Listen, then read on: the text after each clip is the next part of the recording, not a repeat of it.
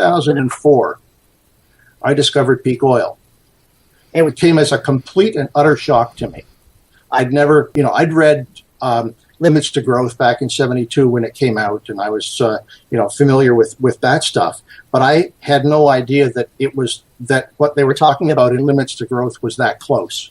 So I discovered peak oil, and it didn't take me more than a day or so to get the implications of it as far as civilization was concerned. That if, in fact, oil was going to go down the way that peak oilers predicted at the time,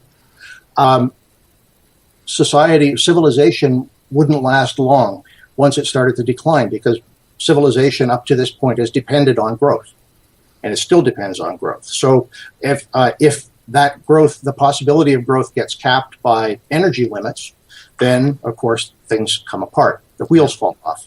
Exactly.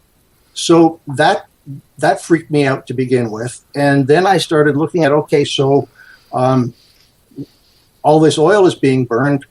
What is this thing about climate change that I've been hearing about? What's this global warming thing about? And I made that connection, and at that point, everything began to come apart.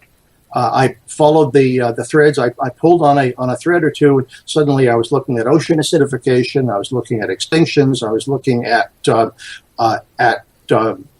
social complexity. Joseph Tainter's book about the collapse of civilizations because of increasing complexity was one of the keys. I ran into William Catton's book Overshoot at that point. And because I'd always known about overpopulation, but I had never really sat down and thought about all of this stuff and how it was interrelated.